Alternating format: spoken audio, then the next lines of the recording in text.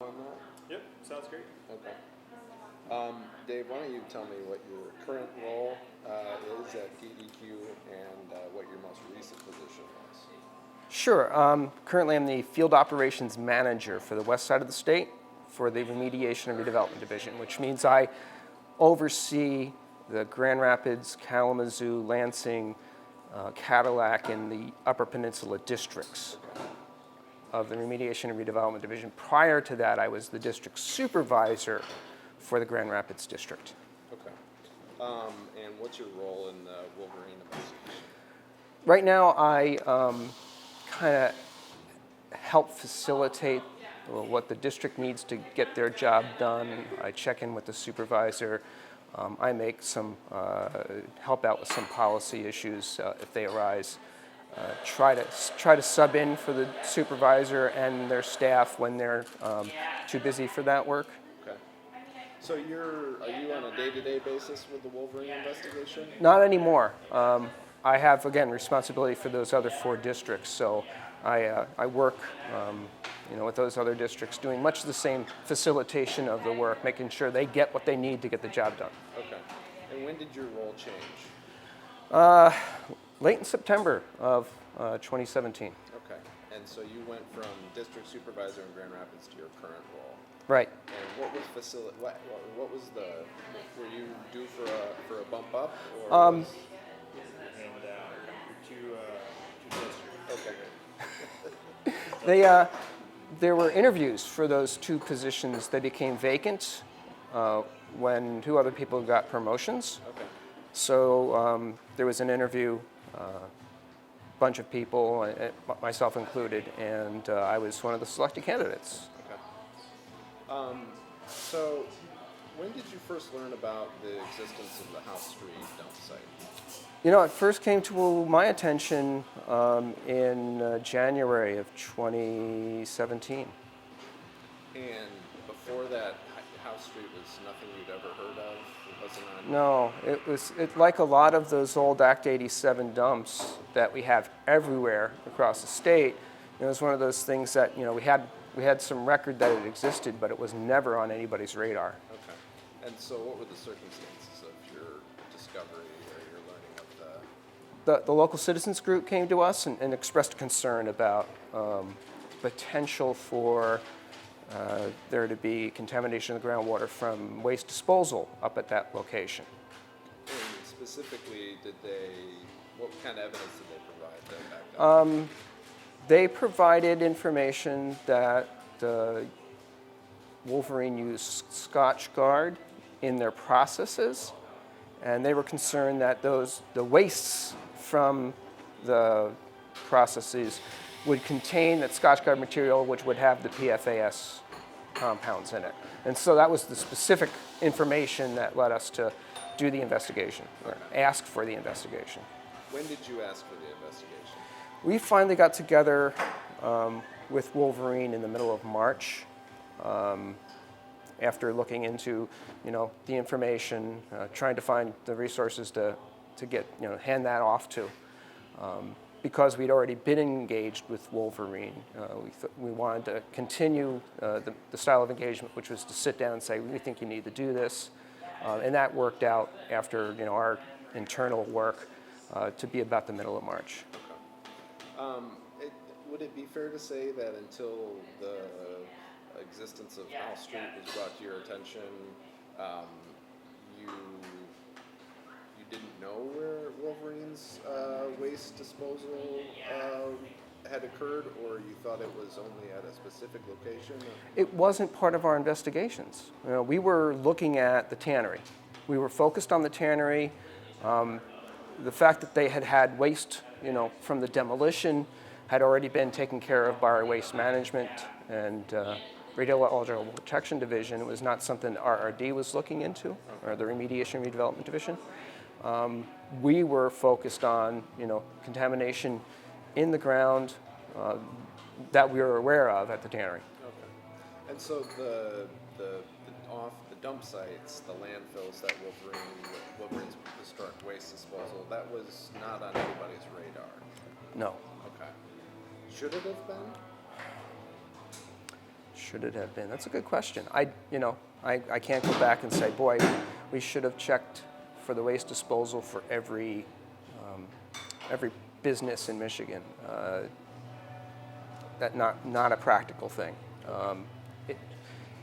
You wish, in hindsight being 2020, sure, we should have looked at everything with respect to that. But really, up until last year, PFAS was not a concern. I mean, we were concerned about tannery wastes, trichrome in this case, some of the other compounds, ammonia, which was the big driver for what was going on in the tannery prior to PFAS compounds. So we didn't think of waste disposal. We didn't consider the waste disposal. We had no information with respect to that. Okay.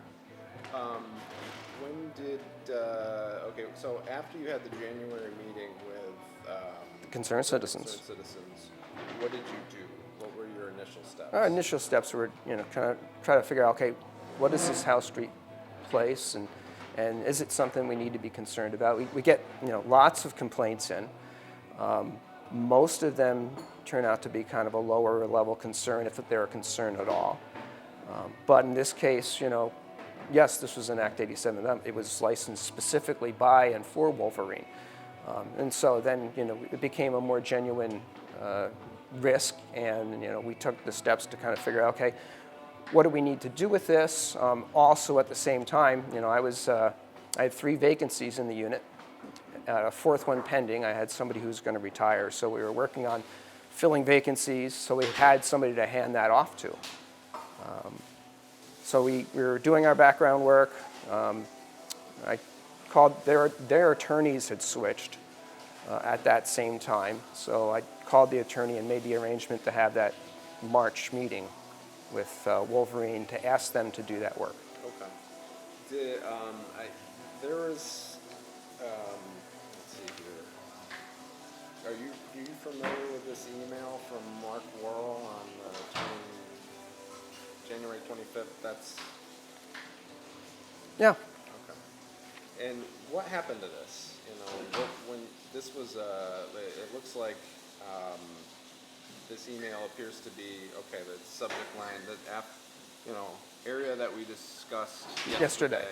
Looks like you found some old aerial photos from USGS. Right. Compared, it's sort of the image that has been shown at a lot of presentations and whatnot since then. What happened with this after he continued? Well, what normally happens is we start gathering more information, right? It's like, okay, there was clearly disposal there. Is it something we need to be concerned about? What kind of sampling should we be doing? Who needs to know about this? You don't go run out and sample residential wells without a plan, especially a plan to know what you're going to do, when the results come back. Okay. And so I understand Kent County Health was notified at some point. Do you remember the circumstances of that? No, I don't. I don't remember. I'm sure that we contacted both Kent County and DHHS at some point, but really, busy time. Would February 21st, does that ring a bell? A meeting on February 21st to talk about Plainfield Township water? That could very well be. Okay. I'd have to look at my calendar back to see. So that is, according to Kent County Health, that is when they found out. Right. It was Sarah Simmons I talked to.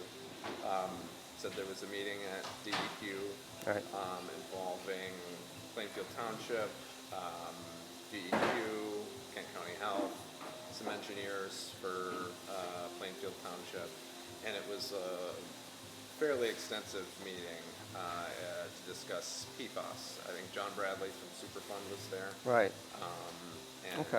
That is when Sarah says she first learned about House Street. Yeah, I think if the meeting I'm going to recall, because since you mentioned John Bradley, we were talking about the state disposal, because that's, of course, the Superfund lead. And in the course of the discussions about state disposal and the PFAS there, we mentioned that we had this complaint come in.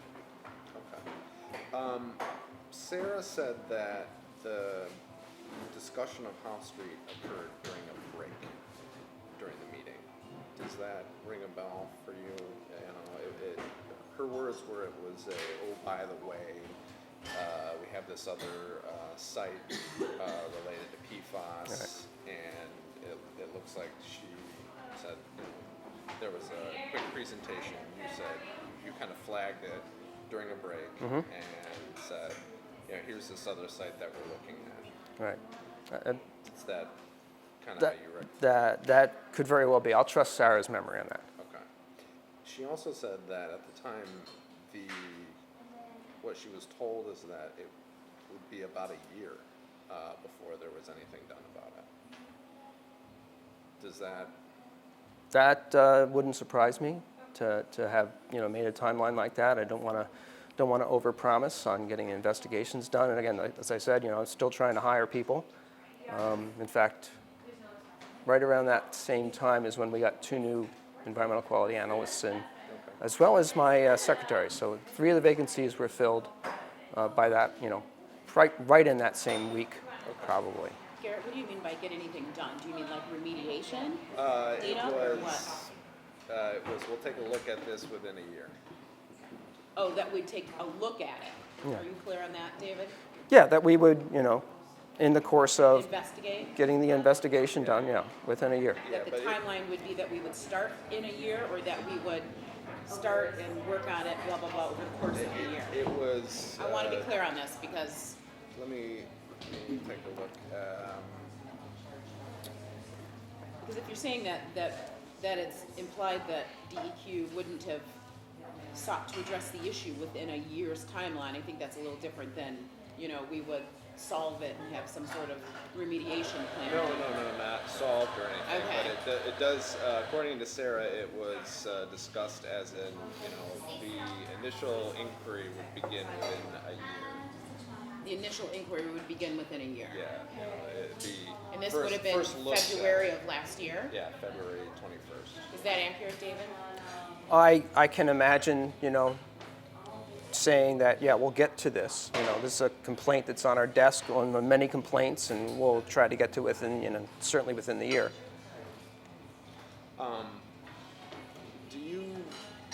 It sounds like your recollection of that meeting is a little bit muddy, but do you remember who specifically was there when you gave the run through on House Street?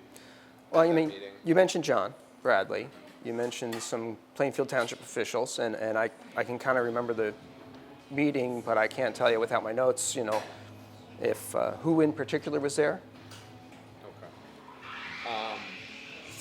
What is your opinion of their credibility? Well, you know, one of the reasons why, you know, I may have said a year, but we were out there in April was because they do have some credibility. There are people in that group that have some pretty good credentials, that have done some really good research, and so we wanted to follow up on it. I just didn't want to overpromise what I could do. When did you personally begin a regulatory oversight role regarding Wolverine? When I first got to the district, that would be in December of 2010. Okay. And what was what? The demolition had just occurred. Okay. So I had missed demolition and stuff prior to that, and settling into that role of district supervisor, because I was in Kalamazoo for 14 years prior to that, trying to get the lay of the land, finding out, you know, what the hot button issues are, trying to get those addressed. You know, the Wolverine Tannery demolition and the need for subsequent investigation was something that that was currently, you know, was on the deck there. So that was one of the things that my staff were bringing up to me. Okay, so you were aware, you were familiar with Wolverine in a regulatory role going back to 2010. 2011, let's say. 2011. Yeah. But the House Street, their off-site disposal locations were not something that you were, I guess, aware of, you know, until this year. The district was working on the tannery.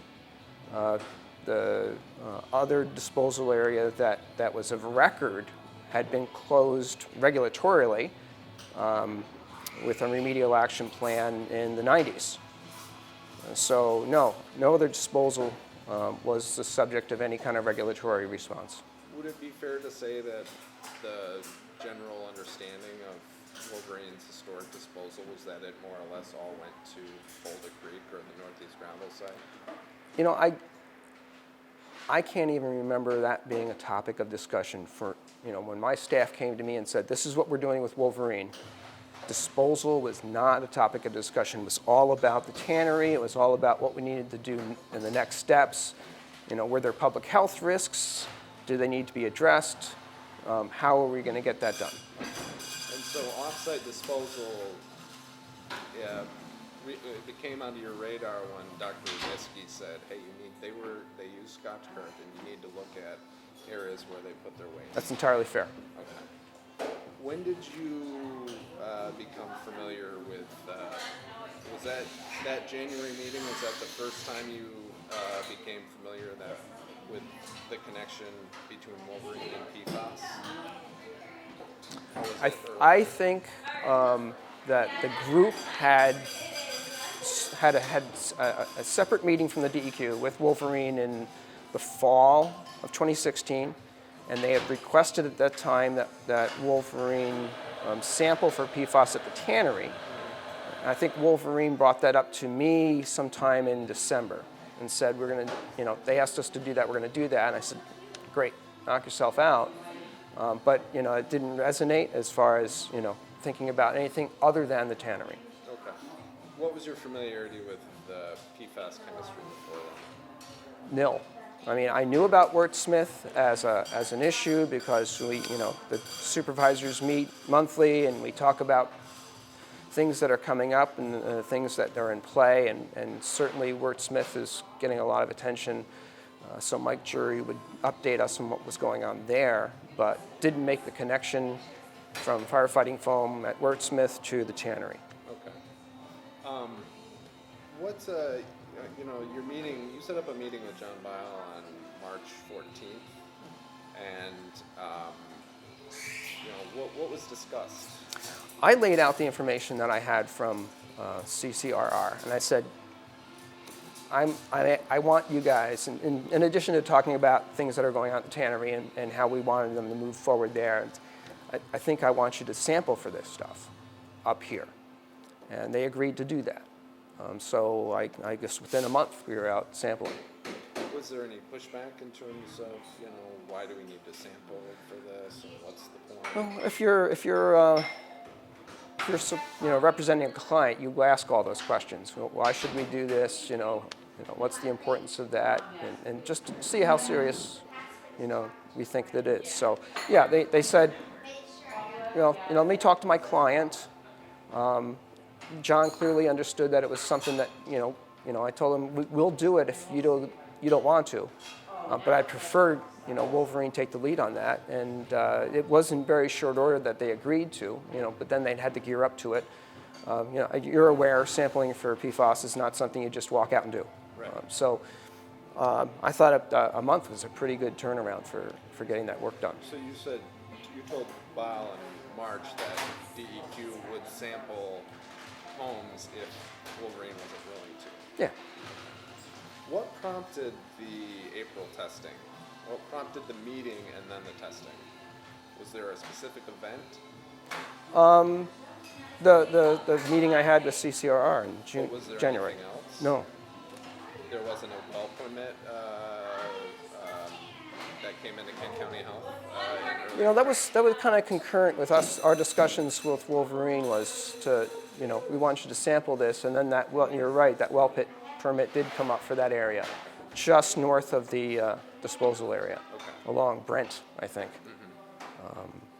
And so that was where the initial sampling took place? Yeah. The Brent and Brittany. Yeah. So why was the sampling only conducted on those streets at the time? My recollection is, and in the map that I think you probably have seen that CCRR gave us was kind of focused on here's the dump and here are these houses, and it wasn't focused to the south. It was focused to the north, and so I said, well, let's start there.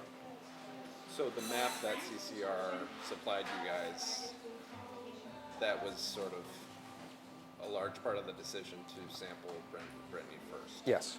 Okay.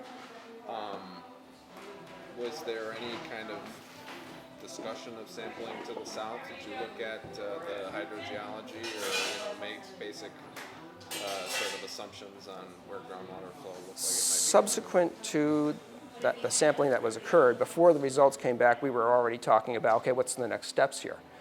When the results came back and we had low levels, we said, okay, we're going to need to do some more sampling here just to answer this question, because even though these aren't above 70 for PFOA and PFOS, it's still there, and we need to resolve that. And we were in discussions with Wolverine at that time about expanding the sampling.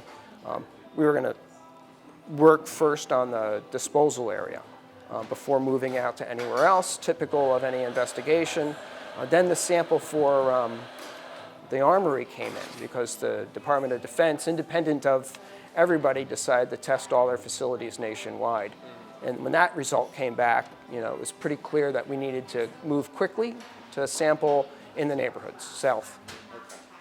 Do you remember any communications or suggestions or recommendations from your staff that prior to the Armory sample coming back that there should be testing to the south and the southeast? Yeah, Mark Worrell said, if I was going to do this testing, this is where I'd go next. You mean this email?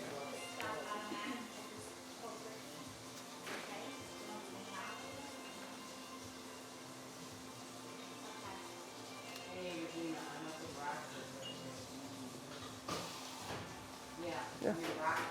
What happened to this? Did that go anywhere else? Well, besides your it did go somewhere else, right? It sampled House Street and then across the highway and then further south. But this was an April 20 email, Mark Worrell saying, in my professional opinion, we need to sample south and southeast. And he's got a list of addresses, which although they're redacted, they're obviously all the addresses on House Street and Chandler and where the subsequent high levels were. Yeah. So this is an April 20th email. These addresses were not sampled until July at the earliest, some of them as late as September and October. So this was Mark Worrell saying, in my professional opinion as a geologist, we need to look over here. Right. Why wasn't that acted on immediately? What do you mean immediately? I'm not sure I understand what your question is. Well, he's saying, in my professional opinion, we need to look here as well. Right. So why did it take 3 months, 3 to 7 months essentially, to actually end up sampling those addresses? That's, a pretty normal exchange. When you've got a responsible party, you need to negotiate these things. I think you might have an exaggerated understanding of what my authorities are. I can't just tell people, you just go out and do this tomorrow. Couldn't DEQ go do it themselves? I mean, you said that in the meeting with Jim Bile that we're prepared to do this if you guys won't. Right. Why wouldn't you? In order to preserve the state's rights to recover costs, I have to give the responsible party or the potentially responsible party the opportunity to do that first. And that doesn't happen overnight. I mean, if I'm going to be a fiduciary of the taxpayers' dollars, I need to make sure that I give them the opportunity to do that, or else I could wind up squandering that. And remember, we don't have a lot of money for that kind of thing at that point. At that point, we had no money for PFAS. We didn't have MPART. Our resources for Part 201 sites were entirely tapped out. So that I would have to dig into the contingency money that we were using statewide for emergencies to do that work. So for me, it was really important to get Wolverine to do that so that I can preserve the state dollars for other things like vapor intrusion, which you're aware is a big issue in the state still. So DEQ being underfunded was a major factor in the decision to not sample in an area where the staff experts are saying. I don't know that that's fair. I think the DEQ, being a fiduciary of the taxpayer dollars, followed its normal processes, which is offer the responsible party the opportunity to do that. Now, that doesn't happen overnight, right? Especially. Can you explain how the 201 process works with responsible parties? Just for a minute here for Garret. Can you just kind of talk that through a bit? You understand, Part 201 provides for a framework for people to do work. That framework provides the responsible party with the obligation and the opportunity to do that work as they see fit, as long as it is consistent with the statute, is protective of public health. If you want, and you give them the opportunity, they get to set schedules as long as they're done appropriately. And that's been, the way the statute has gone since it was amended in 1995. All right, so they get to take the lead on that, not the state. We don't have the authority to just order people to do stuff. And if we did that, it usually creates a bigger problem. Once you get the lawyers involved, it takes longer than not. So we followed our normal processes, which is give them the opportunity. Let's just do this work. I mean, we have, to date, over 1,500 residential well samples. It's an astounding number of investigatory work done in 12 months. Yeah, no, it's definitely a large investigation. I've heard the word unprecedented thrown around, but I don't have quite the framework or understanding. But would you consider it to be an unprecedented investigation at this point? Unprecedented? I've heard, people in the other PFAS sites say, this is a lot bigger than anything we're working with. It is, in my experience, moved quicker and gone farther than anything I've worked on in 27 years. So whose call would it have been to pull the trigger on testing south and southeast, outside of the, having Wolverine do it? It would have been up to me. Okay. And did you seek that, any sort of recommendation from Sue Leeming or Kathy Shirey or whoever? We always what you should have done with that? We always consult on that kind of thing. Okay. Did Mark Worrell punch a wall or express outward displeasure at any point when sampling to the south? I don't recall any walls being punched. I've heard that from some residents on House Street who say that they heard it. They were told that in a conversation involving both Karen Vorse and Mark Worrell, that he was so upset that he couldn't, that you guys couldn't sample south because that's where he thought the groundwater was going, that he punched a wall. I don't recall any walls being punched. Where was this at? I'm only, I only have sort of general, I'm just trying to figure out if that was true or not. I can't provide any support for that. What was Mark's thoughts on not being able to? He obviously thought that it was important that these properties where subsequently the high levels of contamination were found be sampled expediently. Did he express displeasure at not being able to do that? I think Mark, like many of us, gets frustrated with the process. And Mark, like many of us, has a hard time sometimes waiting until we can get these things done. What was your reaction when the Belmont Armory results came in? My reaction was, I think, to call up John Bile or send him a note and say, we need to talk. What did you guys talk about? Sampling south. Was there any, did you push back again, or was there? I think John saw the results and clearly saw that we needed to move. Okay. Was there any argument as to whether or not Wolverine was the responsible party for that contamination? Wolverine didn't accept any responsibility for it. They agreed to do the testing. Why would they do that if they're not taking responsibility? That's normal. That is a normal part of the exchange in all of the sites that I've worked on. Is no company is ever going to admit responsibility for anything. They will do the work, but they'll never admit that because that's not in their best. A reticence on your part to name Wolverine in your communications with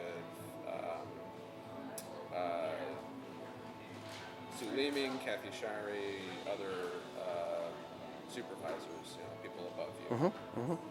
What is that about? Why would you not, it's the PLP, the owner, the attorney for the owner. Why would you just not say this is, why would you not name the company in internal emails? That's just a style you pick up after 27 years of doing this work. It really is nothing more than that. Kathy and Sue, everybody knew what we were talking about. It's not a secret. Okay. Now, this is a email with a script created by John Bile for public communications to be distributed under DEQ letterhead. Mm-hmm. Is that a standard procedure to let the polluter dictate public communications under state letterhead that is subsequently distributed to the public? Again, this is not an adversarial relationship. This is a cooperative relationship, and to the extent to which we provide them the opportunity to weigh in on public communications, just helps the relationship, helps me get other stuff later. Not to say that we would, necessarily use any of it, depending on, how we saw fit. But you did. That's what ended up being distributed to people. More or less, right? There's no mention of Wolverine and there's no mention of Scotch-Brite in there, but there Right. are mention of Gore-Tex and Teflon, two products that Wolverine did not use. Right. It's not associated with them. So I'm curious as to how this is defensible. What doesn't it say? Does it say there's contamination present? Does it say there's a possibility for that and that we wanted to do the testing? And isn't that what I wanted? I wanted to get the test done. But why would you, I guess I'm trying to figure out whether or not allowing the polluter to dictate public communications under state letterhead, how is that? Is that standard procedure? Again, we'll take what information we can. If I can help the relationship by using that, as long as I get what I need to get done. But do you think that giving people the information that they need to understand what the source is, and wouldn't that be important, or is that? Do you think important? if I came to you and I asked you, I need to sample your well, there might be some contamination there. Is your thought about what the condition of your well is, or is your thought about, I wonder where this contamination came from straight away? Both. For me, I'm more interested in getting the data. And so, was Wolverine? I guess I'm trying to figure out how keeping Wolverine's name out of communications with the public helped you in any way. I guess. How does it hurt me? Why would you allow them to condition their participation on being able to dictate communications? Dictate or participate in creating them? Well, they participated, and that participation ended up being dictated in communications. But I got the information I needed.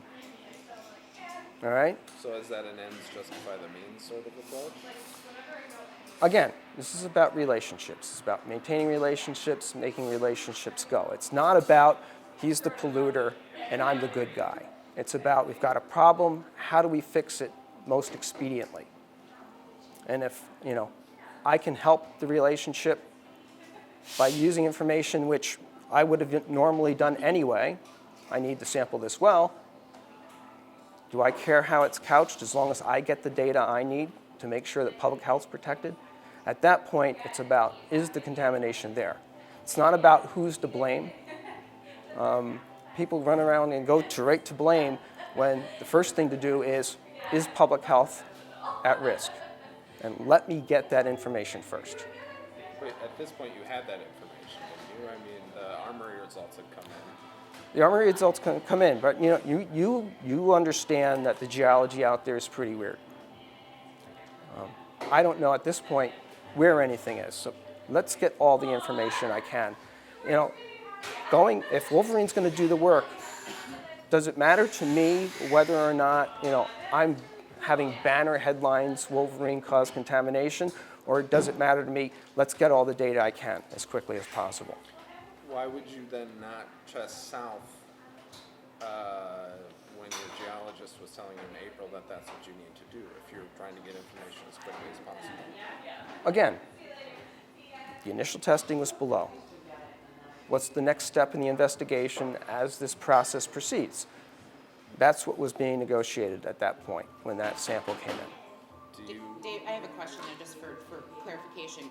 Was it that you were objecting to testing anywhere else, or there was a plan to test incrementally based on? We were discussing the plan to test incrementally.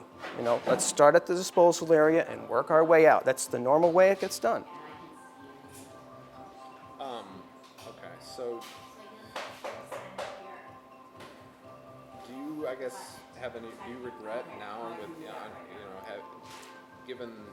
with hindsight being 2020, do you regret not aggressively testing in a wider area earlier on? Hindsight being 2020, sure. I mean, I don't know how many projects I've worked on in 27 years that, information's come to light later with it, wow, we should have done that first. But again, that's the process. I wish I was omniscient, but I'm not. So Wolverine's doing this under the Part 2-1 voluntary program. Right. Do you consider that Part 2-1 voluntary program to be protective of public health? Whether I, consider it to be protective, it's the statute that I have to implement. That's my job. My job is to make sure that whatever gets done is consistent with the statute. And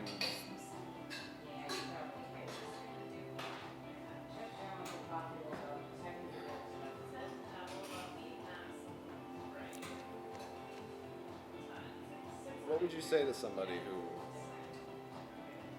had 7 more months of exposure because the testing wasn't done when the staff experts said it should be, and the area said they said it should be? Besides, I'm sorry? Is that all? What else is there to say? I mean, no one wants anybody to have any more exposure to contaminants than they actually have.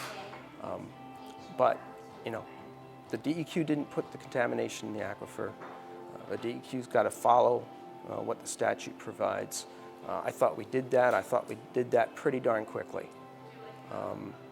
Did it turn out, if we had sampled to the south and that's all we'd ever done, we would never know about the Wolven sites, right? You can only go on the information you have in hand. You can only negotiate with people based on the information that's at hand.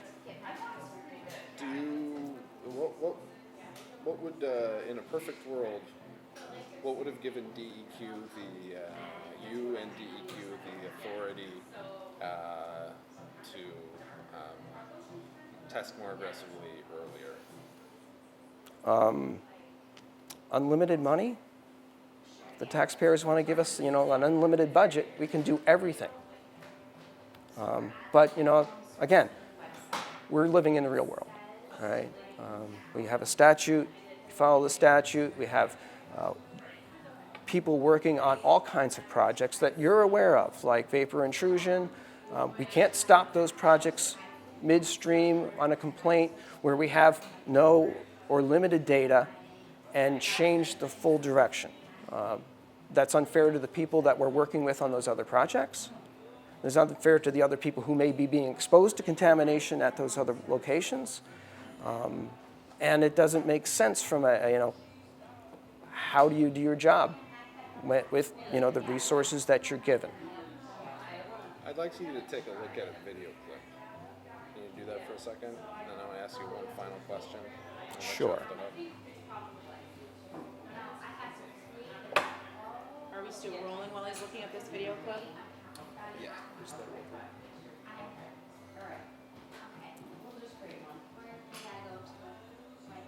Can we all see it, or? Was not drain this water 7 months earlier, he would have a lot less in his blood. And that's on the township, that's on Wolverine, that's on the DEQ, that's on the health department. Those people doing their jobs. Not very well. If the decision was to ignore that warning, I would just.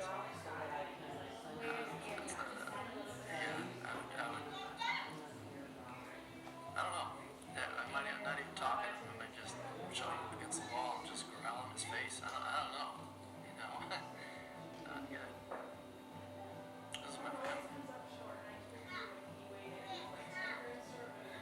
Biggest thing is like the fear and worry of what might happen. And that's really where we're at now. Just dealing with that. Just moving on with our lives and trying not to worry about it too much. Because then it'll just make it worse. Just live like it's not happening. Do you know who that is? No. That's Seth McNaughton. His son Jack has got extremely high levels of PFAS in his blood. He's 2. He would have been 1 in April. So he had 5 to 7 months more of exposure at 5,000 parts per trillion, directly south.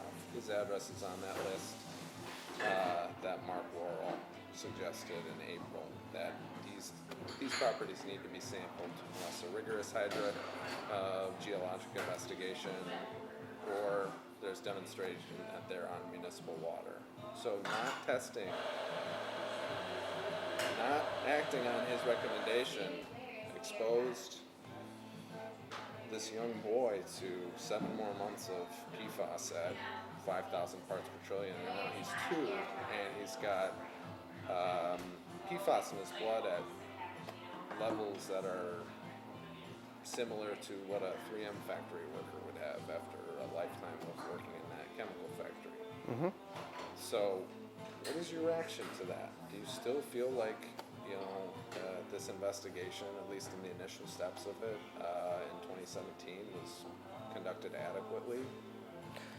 You're asking me to go back in time and second guess what we did. I can't do that. I can't go back and say, well, we should have done something different. We did what we thought was right at the time. Unfortunately, there's contamination not just in Rockford. There's contamination in downtown Grand Rapids. There's contamination across the state in different forms. We can't be everywhere at once. Even if I did test to the south, is there a guarantee that I would have gotten the information quickly enough? I don't know that because I'm not there. But it sounds like if the DEQ had more money, you would have had the more... The DEQ had more money, if the DEQ had more staff, if the DEQ had... We don't live in the if world, unfortunately. And I know my staff often, ask me to do things, and we have to put it into, I understand you want to do that. What can we do right now with the information and resources we have? And that's the world I live in. I'm sorry. Dave, that's the end of my questioning. Is there anything else you want to add or say or get on the record here? So what are you hoping to accomplish with the work that you're doing? What am I hoping to accomplish? I'm hoping to accomplish shedding some light on, exactly how and why that this problem on House Street finally came to light when it did.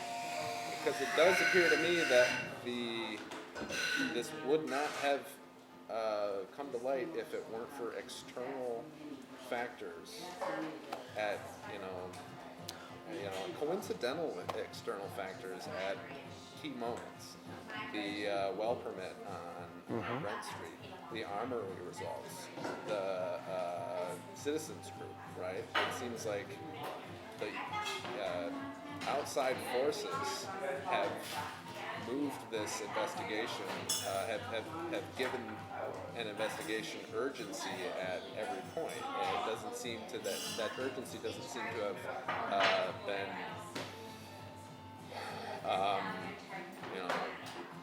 doesn't seem to have come from within the DEQ. I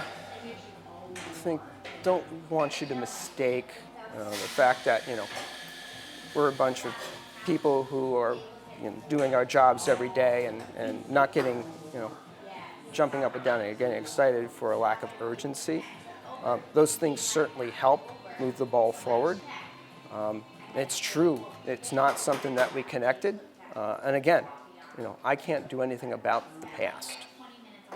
This is a statewide issue where statewide we haven't yet come to grips with the extent of this. At the same time, we have other work that we're doing.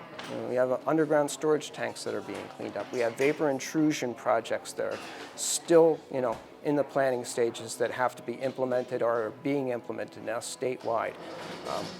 Taken in isolation, gee, why didn't you do this quicker? Taken with the rest of the work, I'm just looking at it and saying, thank goodness that we had those opportunities and took advantage of them. David, can you talk about, so at that point of end of 16, beginning of 17, by then, if my calculations are right, DEQ, your team would have been working on tannery for 6 years? Yeah. Or 5? Five-ish, yeah. So it's not that they weren't actively addressing issues in the area. Not to mix tannery into this, but it's not like they weren't. I think you should talk about if you can just capsulize, because I'm aware of the time, but can you just capsulize the fact that your team was already on tannery project, and that unlike other contaminants that are regulated is the wrong word, but that have a criteria standard. This was something that was still emerging. Your team was still on the ground in tannery, and so that evolution all happened at the same time. I don't know that I would consider it a series of coincidence. I think that as the issue was evolving with the science and the contaminant, that all of these different elements popped up and all overlaid. That's my opinion, but can you speak to the fact that, DEQ was already on the ground taking over from the EPA at tannery? DEQ was on the ground, and we had already concluded, based on what we knew at the time, that we weren't dealing with a public health issue. We were dealing with an environmental contaminant discharge to the river issue. We were dealing with, the aquatic environment, and the discharge was to a very large river. We have to prioritize our work. We have more work than we have staff to deal with it. A bad analogy that I've used in the past, if you want to indulge me, my staff are not like firemen. They're not sitting around waiting for something to do. They're commercial airline pilots. They get up in the morning, they fly from A to B, B to C, C to D, D to A. And every time they leave the airport, there's people left behind that we can't get to. And this gets back to the idea of the DEQ being underfunded and understaffed. It's not my job to decide whether the DEQ is underfunded or understaffed, right? That's the legislature's job. My job is to say, here's what I need to do. Here are the resources. The governor gets to propose the budget. The legislature gets to approve that. That's outside of my, my box. My box is, here's what I can do today. Let me get as much good done as I can. Would you consider it fair to establish a link between lack of funding? As we associated with firefighting foam, we didn't associate it with tannery waste. Now we do. Well, it does seem like you got that information in hand in January. Right.